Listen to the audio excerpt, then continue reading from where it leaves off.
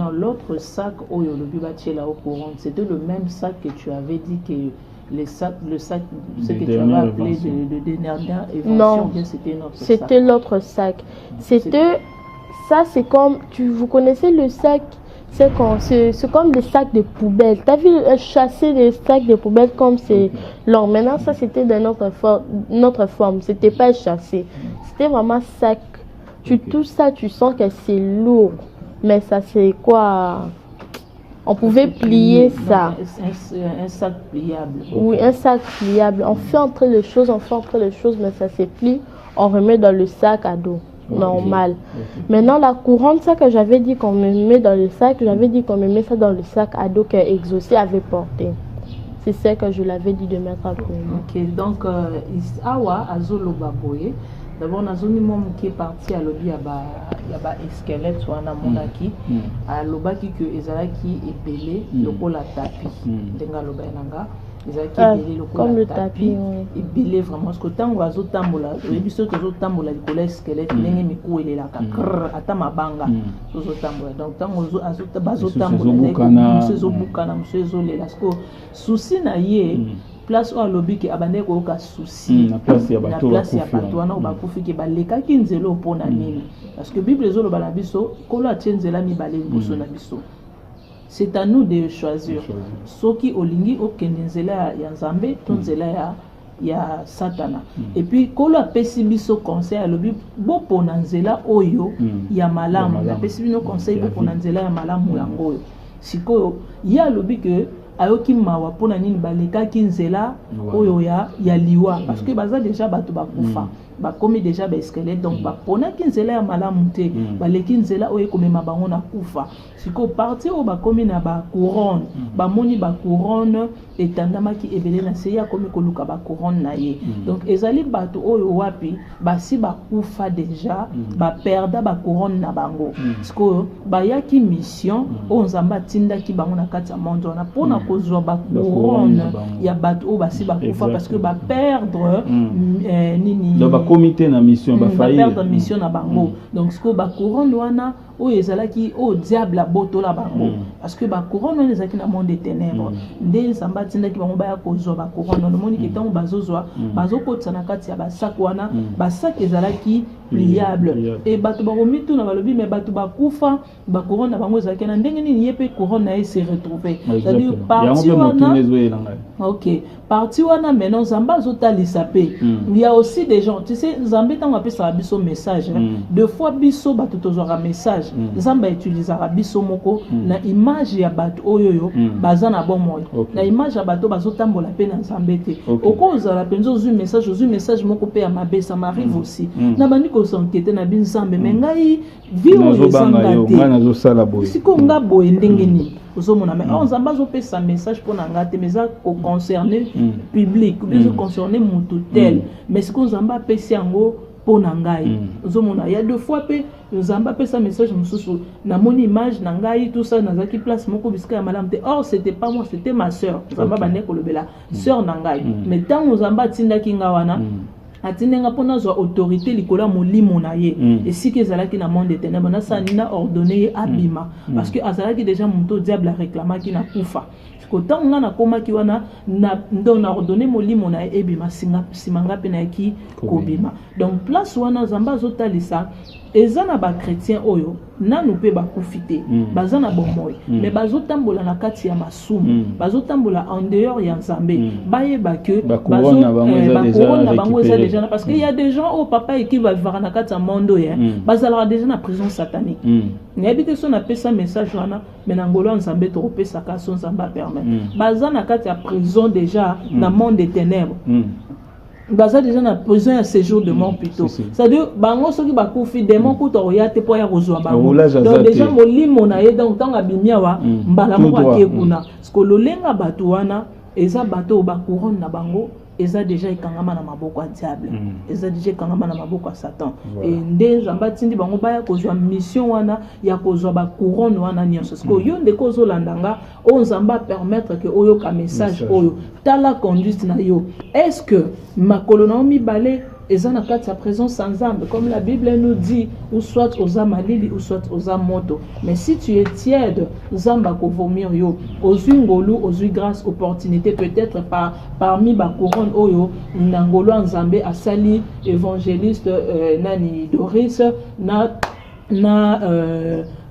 frère azobenge na exaucé oyo wapi bayi bakende kozwa ba couronne peut-être ya yo pesa na kati parce que Nzamba ebaki kokolanda message oyo c'est ton temps ya ko se repentir na nzela nyonso oyo wapi ya malamu te oyo ozotambola ezosepelisa Nzambe te eza ntango na yo ozonga na présence ya Nzambe ozonga la première amour yo pe oyo wapi ozaki na kati na Nzambe mais okweyaki telema zo courage et au continuer chemin na yo parce que mission na biso ezala kaka moko papa eki na suka temps tola ta couronne toloba ke toza balongi sikoyo couronne na yo eza déjà na monde nini eza déjà na maboko ya diable et que Nzamba permettre lelo yo oyoka nouvelle que Nzamba sali yo grâce parce que il est le Dieu des grâces a sali yo grâce ya couronne na yo peut-être ezwami pe parmi ba couronne ezwamaki wana ezande ko ozolanda biso nde couronne na yo ezwami parce que za te papa eki ya message oyo eleka pour que ndeko moko alanda biso Nzamba permettre ngo po azonga na makolo na ye oyebana ko kozwa couronne na yo kolata couronne na yo au continuer marche chrétienne na yo na Nzambe et tout continuer on peut continuer mamie. Voilà. Dès que je vis directement je l'ai dit de faire en place ça sur le sac. On s'est tenu debout, on a commencé à marcher. On a terminé la grotte, nous sommes sortis dans le paysage, dans le monde normal. Or qu'on était surpris qu'il y avait 3 dragons. Comment est-ce que tu avais comprenez qu'il y a une qui n'a qu'à libolo. C'est comment différence ou on est allé qu'il y a comprendre que vous avez une vidéo. C'est simple. C'était quoi la différence? C'est simple. C'est une grotte, une place. C'est en pierre. Vous voyez tout en boule et pierre. Dès que vous entrez, il y a toujours l'obscurité. Vous pouvez voir des déchets, des os, partout, par-ci, par-là, qui pouvaient montrer qu'un animal était passé, ceci. Et sous la grotte, il n'y a pas qu'une seule route à partir. Il y a plusieurs routes. Tu peux voir 3 ou 2 ou 4. Ça dépend de la grotte là où vous êtes. C'est partout. C'est en Paris, en Afrique du Sud. C'est même à... Boma. Boma. Tu parles de Boma. Okay. Oui. La grotte aussi se trouve à Boma. Parce que je ne sais même pas si les gens qui restent à Boma ont déjà visité la grotte là. C'était pareil seulement. Les pierres tout autour déjà. Dès qu'on a terminé, on était surpris qu'on a vu 3 dragons. Donc, on a expliqué bien. On va comprendre. C'est-à-dire, au moniteur, on a na kati li boulou. Ça lokola image moko nzeta baoba. Voilà, merci Saint-Esprit. Nzeta baoba oza na boma. Soko koti na kati nzeta baoba, omona kezaka mulili. Eza ndenge mo soko koti na kati li boulou, omona eza na banzela ba gauche droite na kati tout soko ta bobimeli boye. Na kati kuna ozala vraiment mulili makasi. Mais soko za na kati obanzo luka penzela obimela. Omona ke na libulu ezola kisa esika lumière parce que libanda lumière eza na kati mulili ezali. Siko bango tango bazobima babande ko se dire ko landa lumière wana ndesiko azoloba ke tango babimi na lidusu wana ya libulu batelemi siko libanda nzoka nde ezalaki na 3 dragons oyo wapi batelemaki déjà bazali kozela bango donc bayebaki déjà basilisi déjà ba étape ya ba voilà basilisi déjà bitumba oyo bakutanaki nango kuna mais nzoka 3 dragons OEP batelemi bango o bayebaki peke no baza na kati kuna bazaki pe kozela bango wana parce que bakoka kotika bango te babima na richesse wana bakoka kotika bango te babima na ba couronne wana o bazui et puis bakoka surtout kotika bango te babima bazonga na mokili parce que na minute wana bazaki na monde des ténèbres siko fallait bazonga na mokili pour bazonga na mokili diable ayebi ke ndenge mwana amoni makambo akoya obisa donc a permettre te abima voilà siko nzoka déjà ezaki na 3 dragons oyo batelemaki liboso na bango bazali kozela bango donc bango bazalaki 3 badragon wana mpe bazalaki 3 donc mutu na mutu na dragon oyo asapretaki déjà mpona kobundisa bango domoni na début ya message alobi ke balataki bilamba ya chasse lokola bato bazokende kosala chasse donc bazalaki vraiment revêti na bilamba nyonso tu ya bitumba mpona kokomplete moke ndenge tolobaka toujours to ndenge tosalaka na baémission na biso quand même topesaka baéclaircissement oyo mpe bamalendisi oyo epermetaka biso tocomprendre bien omoni Jésus Christ ntango akoti na jeune ya 40 jours akomi na 40e jour donc imaginez ye moko nzambe na jeune ya 40 na jour ya 40e jour ya jeune na ye mais diable aye pembeni imagine.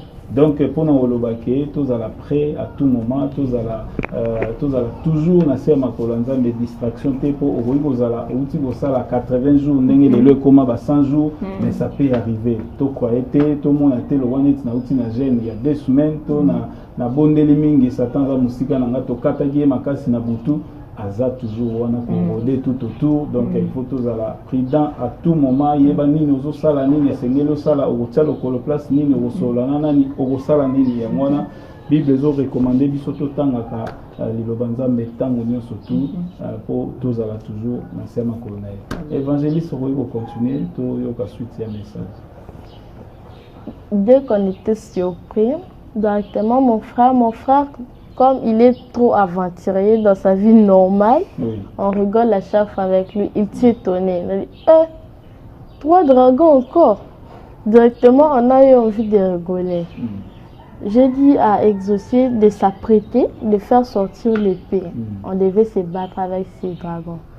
Ils sont en train de se battre avec eux. Ils étaient 3 dragons. L'autre était en couleur de mauve, l'autre était en couleur de rouge et l'autre était en couleur de noir. Dès qu'ils sont en train de se battre vers nous, mon frère Exaucé ont tué les dragons rouges et les dragons mauves. Il restait le dragon noir. Maintenant, ils m'ont demandé est-ce qu'on pouvait t'aider, on devait rester là pour t'aider. Je les avais dit non, laissez-moi se battre avec ces dragons toute seule. Je les avais encore dit parce qu'ils étaient en quête. Ils sont en train de penser comme je suis une fille, je ne peux pas me battre seule. Mon frère est là tellement insisté, j'ai refusé. J'ai dit je vais me battre seule. Dès que je suis restée, je me suis vue, je suis en train de me transformer. De mes cheveux jusque dans mes pieds. Je portais une robe de blanc de soirée. Vous connaissez des robes de soirée qui est de taille, c'est qu'on parle avec celle de la soirée. Il y a le fente dans ce côté. Je portais les talons. Grande fille. Avec les cheveux, j'avais de longs cheveux. Des cheveux comme pour les Indiens. J'étais fermée maintenant, noyée comme ça. Je vis directement le bâton, le cristal que j'ai touché dans la main. Je suis devenue très longue jusque sur le sous-sol. Donc c'était devenu long. Parti wana na lingi totanga mwa moke mpona kofaire comprendre bana na nzambe dragon wana eza nani. Toza na mokanda Apocalypse chapitre 12 verset 9. Je lis au nom de Jésus. Et il fit précipiter les grands dragons, le serpent ancien appelé le diable et Satan, celui qui séduit toute la terre. Il fit précipiter sur la terre et ses anges firent précipiter avec lui. Donc l'image oyo ya dragon oyo bana bamonaki ezali image ya Satan yemoko. Satan amonaka parce que nzamba pesa ye puissance wana. Satan ayebi que bana wana bakoti kuna po abanene komona bango. Azozela bango. Liboso ya nini po babima. Okomona ke na ebandeli nzamba yebaki que esika bazokende na Satan. Ndo moni na ebandela message na lobi na mokanda Ephésien ndenge zoloba biso tozala revêtu na ba arme nyonso nzamba latisi bango bibundeli atondisi bango na bibundeli parce que ayebi ki autinda bango na kati ya monde wana oyo ezalaki zamba esika bazokende kokota et monde wana soko baloli yango moni ke komi démon donc nzamba ayebi ki bazokende kokutana na dragon qui est Satan Lucifer donc c'est-à-dire que a revêtaki bango déjà na puissance wana au monde siko que na kati ya komba na ye azoloba avant atango bandeko wana bakei atikali ye moko du coup bilamba lataki échanger siko partout wana nzamba zopesa message mususu c'est-à-dire que nzamba zotalisa déjà partout wana nzamba zotalisa déjà victoire pour ba omi balé ba bundaki déjà bakei ba dragon wana mi balé ba kufetika limoko atemaki liboso na ye mais dragon o nzamba tikaki atemaki liboso na ye déjà ba longaki parce que ba bomaki déjà ba dragon o atemaki atikala liboso na ye nzamba lingaki justement kaka apesa ye message alakise makambu oyo aokende komona na kati ya libumu ya dragon wana mais déjà asiba longa qui déjà pourquoi parce que robe na ye échange et bilamba lataki échange qui à latim balamoko robe ya donc comme il wana tenue moko ya soirée tenue moko de gala c'est-à-dire que fête on compte siko na fête donc après balobaranine après le guerre c'est bino bataba français après bitumba et ça après la pluie c'est le bon temps. C'est le bon temps. Donc c'est à dire que aouti na bitumba siko maintenant il faut qu'on célébrer. Donc mutala tarayo so mona mutala ti robe soirée akende ko bunda.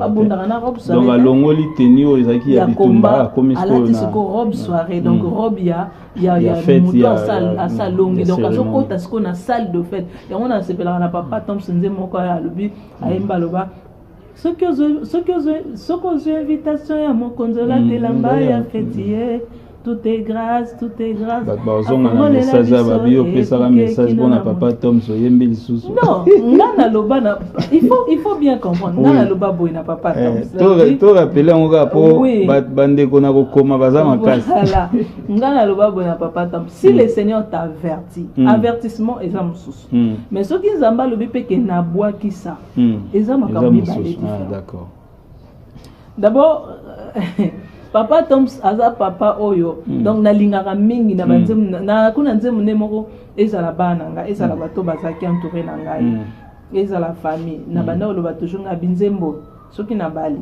botilanga nzembo soki na kufi botilanga nzembo soki na ndase sa bongo nga biso kana kufi botilanga nzembo na lamuki na yoki yango na sisa yokana voilà donc c'est un peu ça. Et robe ya gloire parce que à l'attaque robe ya voile sorry ya fête donc eza moto batindi ye mission asilisi mission à vaincre ndo moni que babimaki na ba couronne wana pe parce que après bitumba il faut célébrer balatisa au couronne donc avant qu'on t'en a fait ya mokonzi soko aux invitation il faut la telamba fête pour que il y a participer na nuit des noces ceux qui siko oza na robe te okokota te donc wana ezaki déjà finalité ya combat au bazaki nango mais siko continuité o yazo loba wana on ezali parti je pourrais même que tu puisses sauter ça parce que ça parle de la famille au monique makamio étant que dans Nzambe biso on a des combats on a des problèmes et tout mais la Bible nous dit que il n'y a plus esclave ni livre ni esclave dans le livre des Galates donc nous sommes plus des esclaves mais si le Seigneur a permis que à mon ango ce n'est pas pour nous mais pour que tout bon de la pona mabota na biso donc ça à partir on est de la pona mabota parce que c'est que ezalaki na lobela parce que ya okoko sauter tant que mwana donc to lobaki tant on dragon na telemaki liboso na ye a comment ko combattre ye cristal o ya simba ki wana alors tant a comment ko sala ngoboye bande ko bimisa ba puissance ko puissance wana o ebimisa ki dragon a fongoli munoko po abwakela ye moto ko puissance o ebimaki na cristal et kangi moto wana ya dragon po ebimate na munoko ko azomuna munoko akati ya dragon donc les puissances wana eye et empêcher moto ebimate tango empêcher moto ebimate dragon afongoli lole abimisi munoko parce que lole mona ndenge bimaki ebimi depuis likolo parce que dragon ebimi depuis likolo tina se parce que ye lokola lata ki robe à fête et puis na talon talon wana sikoyo abandi kotambola nango likolo ya lolemo ya talon. Donc lolemo wana ya dragon, lolemo wana bimaki pour permettre ye donc parce que dragon azan mulai azana se mais lolemo wana et permettre ye atambola amata likolo ya dragon ti akota na kati ya libumu ya dragon. Alors na kokota wana na kati ya libumu ya dragon da kendaki komona makambo ya mona kitango asilisi makambo nzamba sengaki ye amona wana et puis makambo amonaki et puis moko yebisa lobi ke no to bimena na lopele ya yebisa lobi biso moko ngo kuna na kati bakota Yesus na ba exaucer to na banani bon parce que toujours sur la bouée pour maman azwaki déjà ayokaki déjà nini wana message wana mais lokola la personne ye moko azali asali ba détail mais pour na ba explication claire maman akoki ko pesa yango na ba détail nyonso ndengo lobiki na kati ya libumu moko abiba bima na lopele moko ngo bakutana ina ekuna na kati eza nani to ok ndeko na ye na exaucer batikala libanda oui yende sikonda kotaki moko ngo ezali moko ya famille parce que ya yaki po abimisa bango a sauver bango abimisa bango sika wana po ezali déjà makambo ya oui bango siko baboyi bayo bise balobi ke fo babimela na lopele yesko akomo gangela bango abité biso to bimana na lopele te parce que la Bible nous dit nous sommes la tête et non la queue donc na koti na mutu na kobima na mutu et lokola ko yebisa bango babima bayoka kite alors ye abimaki na ye na kaka ndenga yelaki na munoko et puis pareil pendinge ya tamboliti abimeli na se. Maman, tu peux continuer. Donc quand je suis descendue directement parce qu'il avait remis la langue dans sa bouche, je sautais directement, je suis retournée dans les habits que j'avais portés avant. Encore? Oui. Okay. Directement, mon frère, comme je vous ai dit qu'il est aventurier, dans les rêves aussi, il faisait les mêmes choses qu'il faisait sur la terre. Il m'a dit, hé, Tantine, t'as réussi. Moi, je pensais comme si tu ne vas pas arriver à combattre. Félicitations. Il m'a clamé aussi la main. Je les avais dit, on fait vite, on devait courir. On est déjà en retard. J'ai vu qu'on commence à courir comme flash dans le sang. Nous sommes arrivés dans la place en question, c'était de pelouse, pelouse seulement. Il n'y avait rien. Bandeko, bakolimisa momuke pour faut pas comprendre. Nabi ke ba papa ki o kata mais ce qui veut besoin là dans message, mutunyo soza na don ya comprendre. Na discernement te photo bandeko boyebi photo to sia balance. Ba ope ba yebite au moins de tozo expliquer boyezo sunga bango. Okoyoka mwana lobi ke tango abimi bakoma kokima mbangu lokola flash.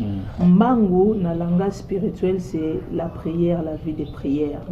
Ba maman, ba papa bozolanda biso et to lakisa bana biso nzela nzambe. To lakisa bana biso nzela nzambe. To la to pe yango ndezali trésor o to kotikela bana biso na samoi oyo. Soki mwana ayebi ko bondela soki mwana ayebi ko gêner soki mwana ayebi ko lukelonga nzambe eza malamu mingi ozo garantir ozo sécuriser lobi ya mwana wana na parce que après vie oyo toza na vie mususu ozo sécuriser vie ya mwana wana na tous les deux vies oyo ezozela biso. Alors nde okomona que alobi bazokima mbangu parce que okima wana ezali vie de prière. D'abord yé na nature nayebi que bate bandeko belé bakoza la surprise ezangolu na ngolo nzambe et soki azo prier en tout cas vie na ye soki azo prier mingi soka bandi ko prier 30 minutes en tout cas 20 minutes ekoza la prière en langue. 20 minutes ekoza la prière en langue et 10 minutes ekoza la prière normale.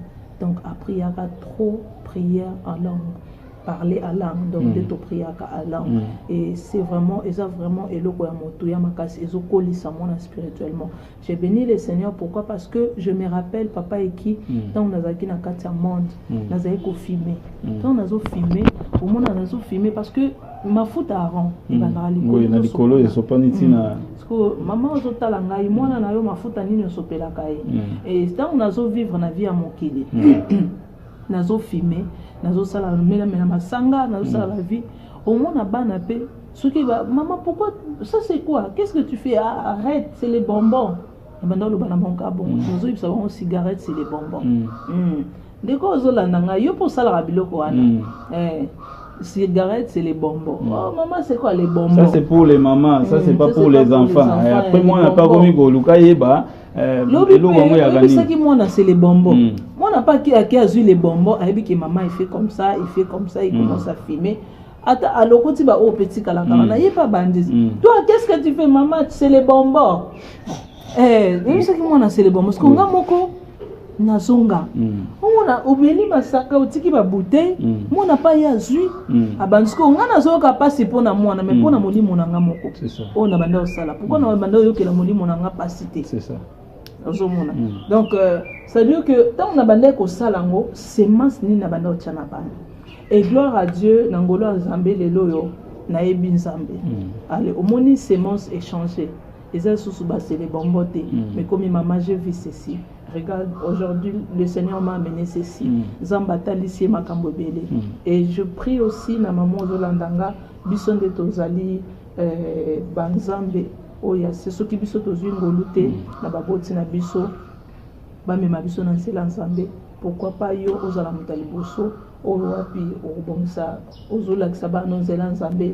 Pena génération bakoko na yo baya ko kota pena katia ya nzela wana vraiment to la kisabana nzela nzambe parce que eza pasi nkola suka bana miki omona mwana na yo atikali yo mamola takaba kilota miki ozokotsa ba pele biso to na poto tozana poto mwana mona ba pede amona kayo mama ozosala ki lesbienne lobi ye pour mona epena mwana na muninga ne pe kuna babandi ko sala ki lesbienne ko pekisa mwana nde semence ozotia na katsa mwana nde mafuta oyo ozosopa na mwana vraiment to prendre conscience ko linga te lobi ozala enlever omoni mwana na watikali ekopesa pasi mingi na motema ndenge mokomsu na monaka zamba zotalisa nga enlèvement mwana muke azolela atikali moko vraiment Zamba Sunga biso ba parents et c'est que nous tous en monde.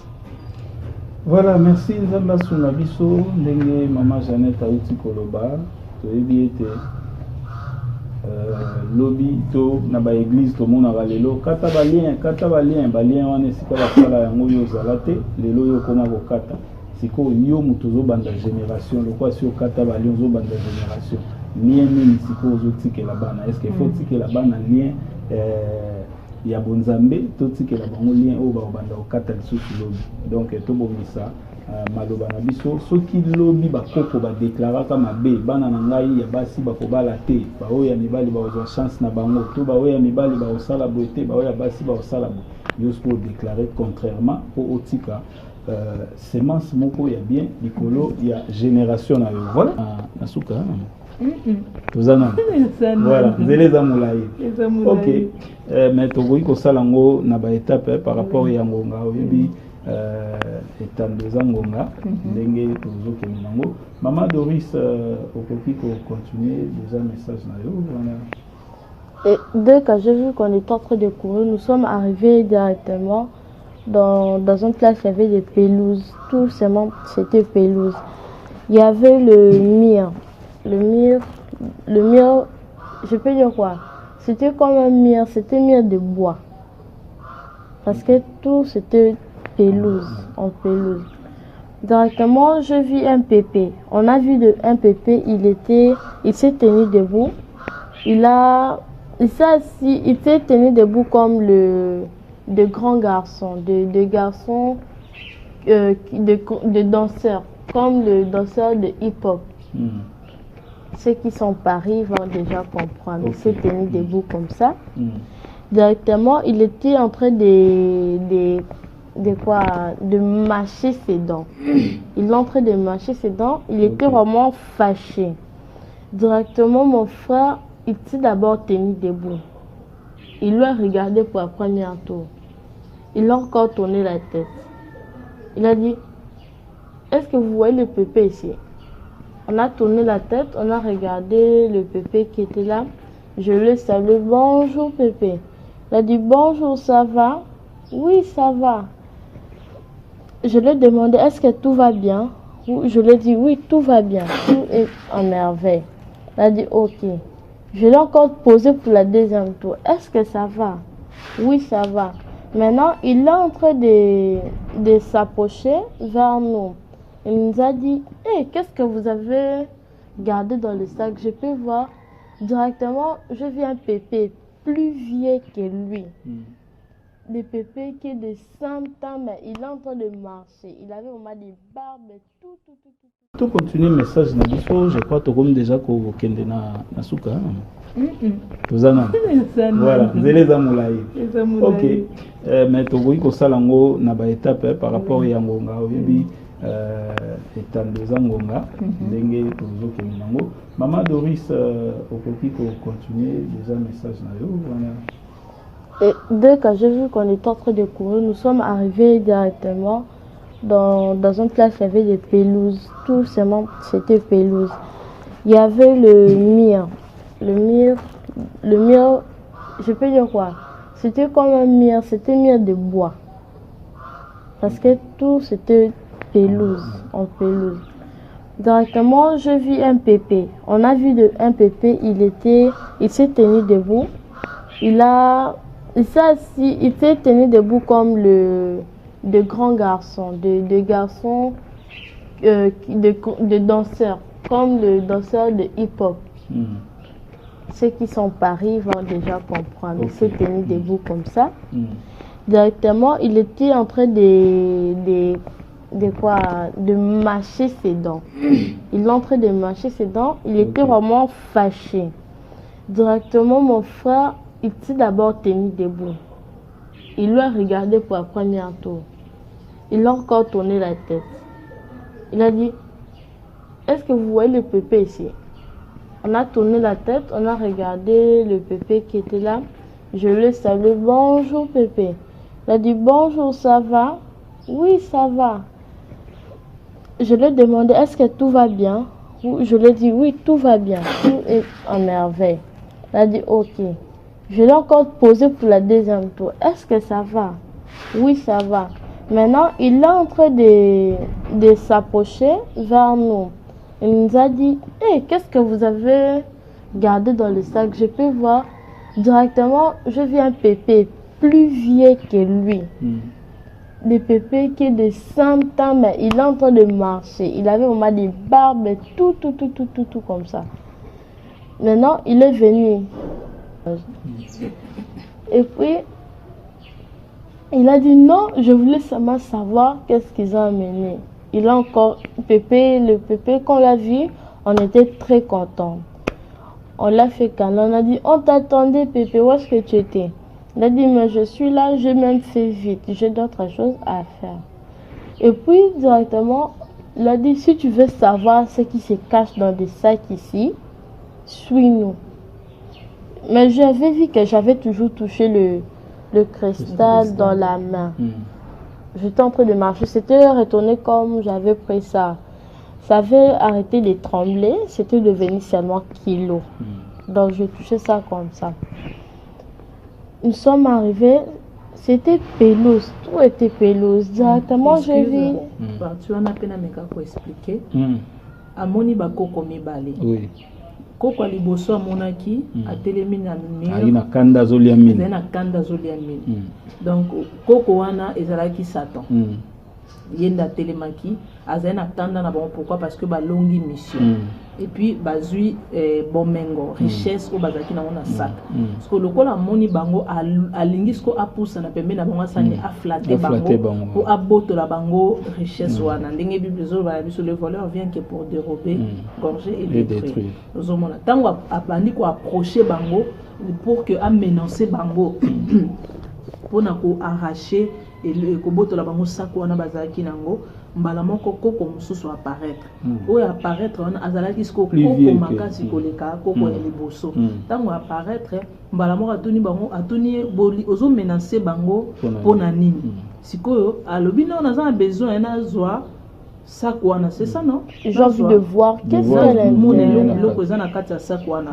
nde ya ebisi alobi soko lingo mona biloko eza na kati ya sac oyo olanda biso okoyeba ko découvrir biloko nini oyo eza na kati ya sac ona yango papa okokotanga biso tozana mokanda ya Matthieu 6:19 à 20 Il y a aussi qu'à voir le roi dans un micro, où ça s'approcher pembeni, il y a Doris.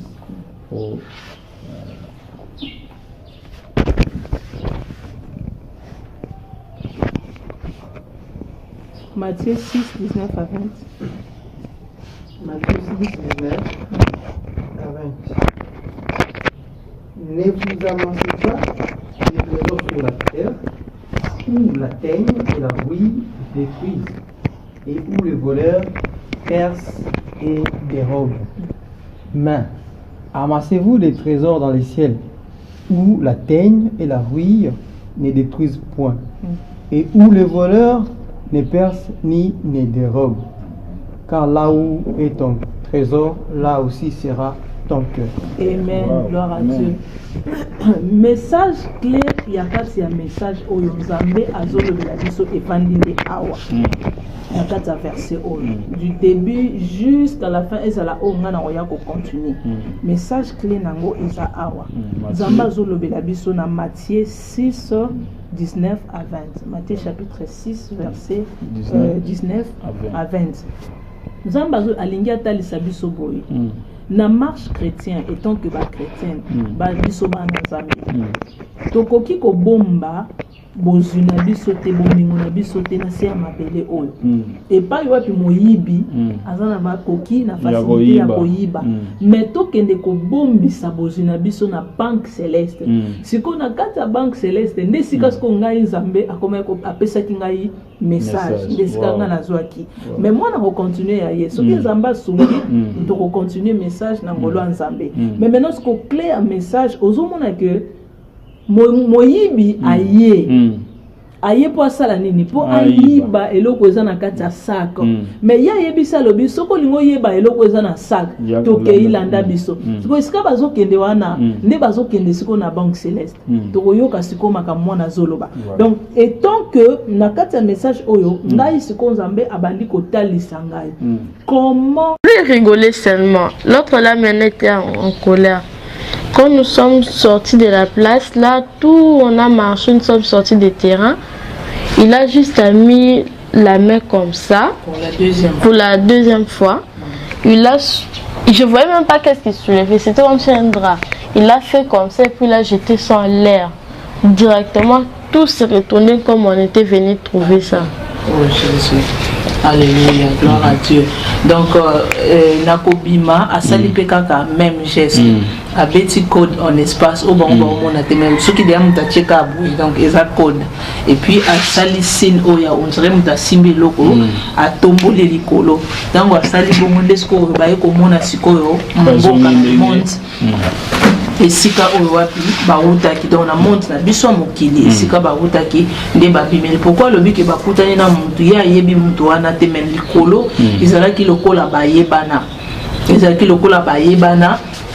bamona déjà puis bapesani ba numéro biso bana nzambe na bonzoto boye mutu mususu akoko ozala frère mususu moi ça m'arrive beaucoup de fois omona boye na normal boye na solola na sœur moko sœur wana te ou frère wana te oyo tocha ba oyo bayebani ba oyo basela kanzambe ezala pe ba oyo bayebani basela ka nzambe te donc c'est spirituellement to yebanaka omona ki ba wana bayebi ke ba oyo mutu oyo amona ka makambo na biso non na ndenga bonzambe na ndenga malamu tant tokendaka parce que bana nzambe okindenga lobi ndeko na ya zebisa lobi tokei tokozo sala makambo ndire donc étant que moi nzambe ndenge to vivra na se parce que Bible ezolo ba celui qui demeure sous l'abri du très haut repose à l'ombre du tout puissant donc étant que ba chrétien to ebake tant ozali chrétienne ozamo na nzambe o se demeraka donc au vandara lisusu na lola donc esika nzambe azali esika ozali na message musu na pesaka na lobi oyo ya Psaume 91 o Christ amemaki ngai nazalaki de moko oya memaki mususu nazalaki na se ya boule ya makolo na ye donc ndenge to vivara na lola wa il y a de temps na se eza na ba moment o to kendaka pe ko passer pe na lola toke ko adorer toke pe ko visiter ko tambola to passer pe baton na biso na ba ange to vivre pe kuna to silisi to zongi pe na mokili donc to vivara na deux mondes to vivara awa to vivara pe na lola ndo moni biso so sa mara monzemba la liboso o ya mais lokola na lola eloko ya y a sika o tokolo bandeni eloko o ezalaka donc c'est-à-dire que au monde rango kaka donc pour nous c'est sika c'est-à-dire ato yaki moto a mesana na lola zate donc du jour au jour nangolo nzambe tango na sika tout le monde a ka makambo sika tout le monde a mambo échangeaka et puis pour na kokota kuna il faut kaka na volonté ensemble parce que papa yebisanga en espace boy tozomoni lokote monika mutazwi loboko atebo ya tomboli mbala moko tokomi na monde mususu tokomi na monde mususu donc tobanga vraiment nzambe ngai ta on okaki message esalinga malili makasi esalinga malili na yo ndeko oyo osopaka bazemi bana wana bazoli la vengeance yo ndeko oyo boma utangisa mamakila olobike na bomi mutu amoninga te zemi ezalaki nango 2 semaines ekoyeba nango te oboma bato bayeba te makila eza kuna ezolela vengeance réponds-toi ou se repentir, tout se repentir parce que Jésus-Christ revient et ça slogan mais c'est la vérité ce qui nzambe akomoti ndana bana 13 ans baya côté yayo c'est que tosokoza mutema makasi na ebité papa. Voilà, merci beaucoup. Nayebi que message ko yo ezali très fort, message ezali makasi mingi azanzambe pona ko sala omoni ba pesi ba message ebele na batu pe ebele quand mususu yo zali ko yoka te alenzambe lokola la kaki ete na tango suka akokitisa molimo na ye na bana mike na mikolo na basi lokola mibali yango tozomona lelo tozwi message ko uta na mwana na biso na évangéliste to kobenga kaka mwana te kasi azali évangéliste parce que Nzambe aza ko utiliser ye depuis kala na musala na ye kasi lelo ekomi apesa message oyo ngai na yo tozoyoka mais na bien te message eza mulai mama pona yo moni ndenge nini yo pe mosali nini nous continuons avec ce message toto salango étape pour bana Nzambe bazwa pe temps ya yoka ngo progressivement ba yoka ngo pe calmement. OK, na ko préférer ezala étape par étape parce que to sali déjà mulai et puis oyo ya lisusu eza mulai donc poto to kangaba tout na esika moko to kenango progressivement biso pe to zwa temps to bongisa penza ndenge nini to ko talisa bino ngo lisusu proprement bongo to continuer toujours émission avec Mandeko na biso Emmanuel na héritier bazali wana donc ba ko sunga biso toujours poto la sabino penza maeni Nzambe azolinga yebisa mokili na ye yo pe mosali yo pe pasteur nani yeba ndenge nini ya otambusa etonga na yo mbongo ya mabonza ozwaka eske ekotaka mbala moko provision na yo to otalisaka Nzambe ndenge nini tala message euti kokita lelo pe bambongo oyo bokendaka koluka epai ya bapoliticien bachef de l'état banani boutilisaka ngo comment pona mosala ya Nzambe. Voilà donc message yango wana nayebi te mama tokomi vraiment na suka ya émission topesi pe merci na évangéliste Doris tamususu na mesani te mais félicitations na yo Nzambe apambola yo bakisela o lisusu ya mingi toyebi ete ye mobateli akokontinue kobatela yo mama message pe tokoki koyebisa bana Nzambe pe numéro ya contact bayebi surtout baliba contacter pour un programme il y a les 8 pour un boutique et la barcelone moi loko to pour un peu misala ya Nzambe ndenge toujours ça là pour soutenir bakoki ko contacter on ni pe ko azana pour ça libonde pour na bande connaissance numéro na ngai ezali 089 48 35 132 je répète 089 48 35 132 wana eza numéro na ngai privé et numéro musala plutôt ya Nzambe numéro ya musala ya Nzambe mais eza na bato oyo bandeko oyo bazali na département wana oyo bazali ko sala makambo wana ya ko recevoir moi 10 francs ya bandeko oyo ezota na partout de gauche à droite bazali mais ceux qui n'a pas ce numéro nanga ezali juste ko laisser bana pona ko faciliter pe makambo mais bandeko bazo charge nango bazali au barosomba biloko batenaki déjà sur le terrain tout ça makambo c'est déjà organisé na ngolo Nzambe donc tokokende le 8 au nyonso amonika ni a contribuer contribution na vraiment et ko za la malamu na présence na nini na eloko oyo tosala kosunga soki ekozala malamu soki okosala juste wana avant le 8. Alors pour nako bakisa lisusu na kolobake message oyo Nzambe apesi na nzela ya évangéliste Doris azali mwana na biso, donc toyeba na kofongola kozwa conscience ya kotala makambo boye soki Nzambe abandi kolobela tina bana mikie makambo oyo ya yebi kutute ya comment lolenge nini okoki kobomba pozuna yo Nzambe atalisa ye banque céleste Nzambe atalisa ye lolenge nini moyibi ayibaka bozu na biso na sena lolenge nini moyibi azana makokite ya koyiba bozu ya muto azokene ko bombisa na banque céleste et toko solo la yango lisusu bien toko fongola vraiment parenthèse au papa eki na ba émission koya ngai nazobenga ngo enseignement parce que Nzambe enseigner vraiment makambo belé na kati ya message okobana na mwana tina yanga moko nde yango tozo senga vraiment il faut tableau ezala na ngolo Nzambe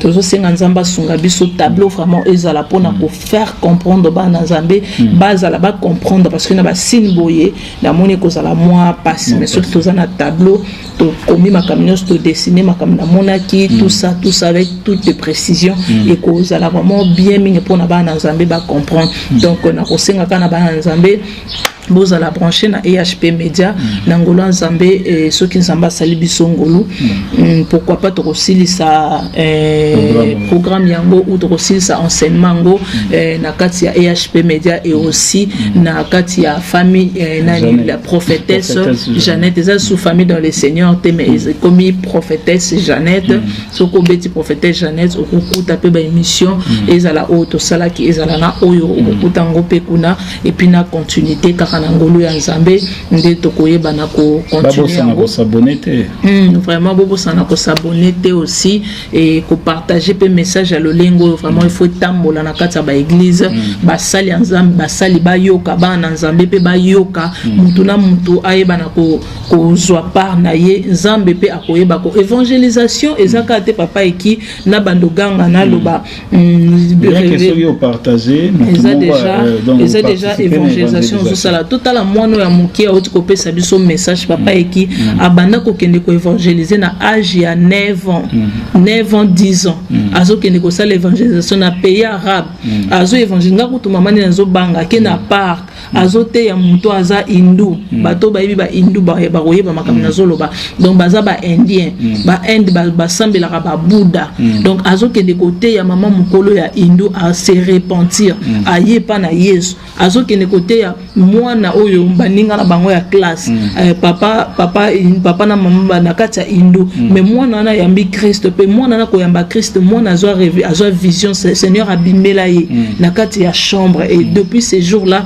jusqu'à aujourd'hui c'est une grande témoignage ce qui mwana mukia bozo évangéliser et bongo biso o mikolo o toyebi déjà parole o ba français tondi biso na minoko na ba anglais na ba espagnol tout ça je mets aussi yako lobalika mo peut-être bana Nzambe ba retourna on a ba question ne bandeli mwana yemba kinsembo na anglais te ezaki na anglais te na tagalo ezana munoko ya ba filipino ya ba filipina yemba kinsembo parce que batumba ba koloba munoko nini yembeli biso tout ça makambo belebele ezali chanson chrétienne ezana na tagalo parce que aza muto avandi mingi na ba filipina na ba Niger na ba ba filipinais et puis ba indien, arabe, tout ça donc et ça m'a pas pour nous kata français na biso ça va compliqué surtout ya ye kutunga nga kutu mwa muke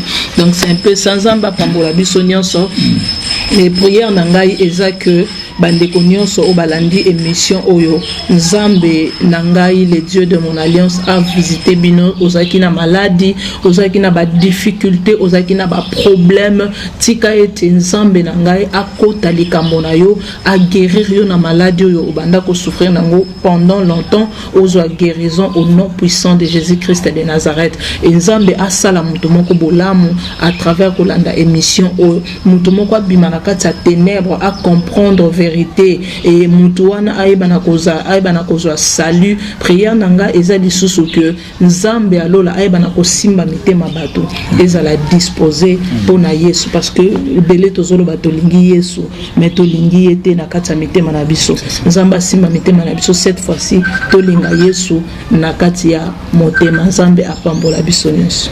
Voilà, merci beaucoup Nzambe apambola biso nyonso tu, merci na ba nyonso tu balandi to ebiete makomi Nzambe zolo basoki boboyi ko sale ko yembela ye ata mabanga eko yembela ye or to lukate ke mabanga ezo esika na biso bato ndenge telo to moni biso boyoka ki pe ba message ebele mais ndenge tozo tele misaka mitema yango Nzambe akomi ko pesa bana na biso ba pesa biso ba message en tout cas cette fois-ci to meka koyeba nini ngeli na biso ko sala to salela Nzambe lolenge nini. Voilà, to komi na suka émission ezalaki ya bino ekibumba présenter ki émission oyo bande konyo surtout ba kozwa libaku ya kolanda biso na la prophétesse Jeannette vraiment Nzambe apambola bino bobo sana pete ko s'abonner pour être totombola ka mosala ngwa Nzambe bino pe ba bolandi biso na EHP Media toujours to s'abonner pour to meka ko vimbisa lisanga na biso to meka ko poussa penza lisanga yango po musala ya Nzambe ekende toujours liboso onyo surtout alingi akomela biso a contacter biso ba numéro ezali wana bobenga biso botuna mituna na bino